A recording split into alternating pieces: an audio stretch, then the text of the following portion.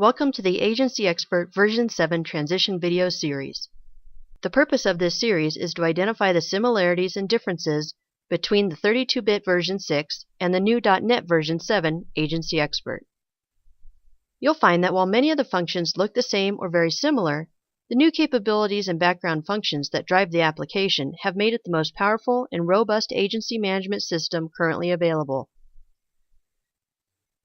As you'll see with version 6 on the left and version 7 on the right, their appearance is quite similar. The menu bars contain many of the same headings and the icon bar is nearly identical, although some of the names of the components have changed, such as the Agent Agency Manager, which has been renamed the Producer Manager. As we look at the individual manager, you'll again note that the appearance is quite similar, with one big exception found at the bottom of version 7.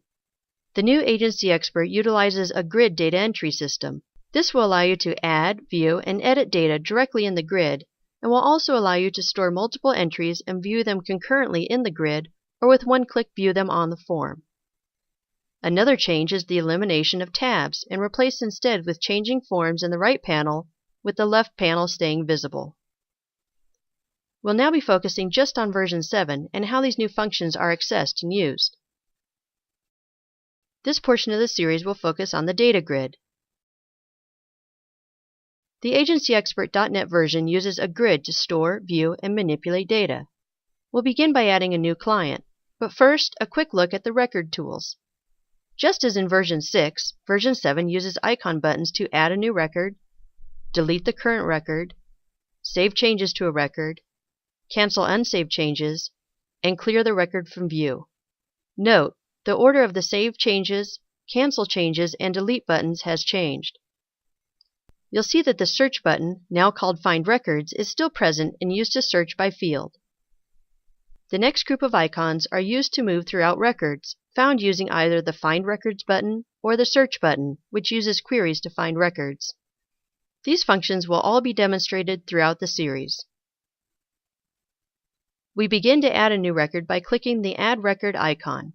Several fields will autofill, and you'll notice the warning icon that appear next to last name and first name to indicate that those fields are required before saving. For quick entry, use the Tab key to move from field to field.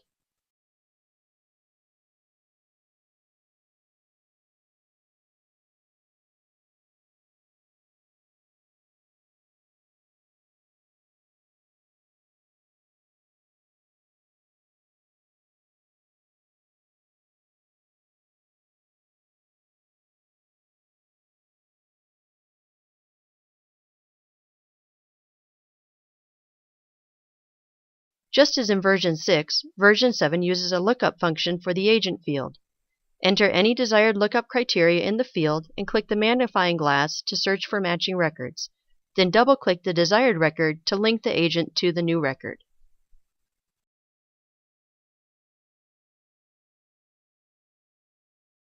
When all available data has been entered in the personal information block, click the Save Changes icon to save the record. Next, you will add the contact information, beginning with the address. You'll note that the address type has defaulted to main and a new record now appears in the data grid at the bottom of the window. You may continue adding the record in the address block or add information to the grid, as you'll see that as data is entered into one area, it is also added into the other.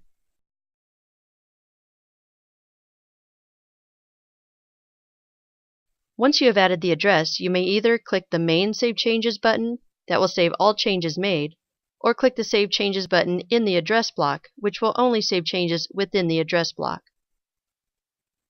We will now add a second address to the record. You will notice that the address type is user-definable. To add a new type, simply add the new type in the field and tab. If the type is not already found, it will be added to the type list.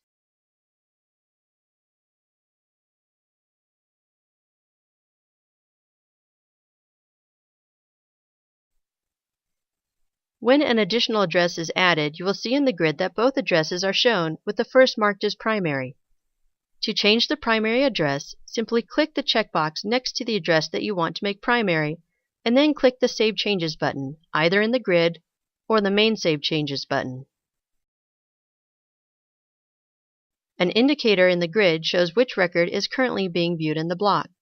To change to a different record, simply select the record you want to view and it will appear. The grid has two levels of tabs. The top level indicates the category of data that appears on the tab, and the lower level changes between categories within the top level. For instance, on the Address tab you will find all contact information, and on the Companies tab you will find employers, contacts, and advisors. You will note that as the different tabs are selected, the right panels of the screen above change, but the left stays static on the currently selected record, to which all records in the right panel are connected. Lastly, to access user-defined fields and attachments, simply click the appropriate button at the top of the screen, and again you'll find the right panel is replaced by the desired component. To return to the main menu, simply click the Main button and the right panel will again display the Address tab blocks. This concludes the introductory transition video.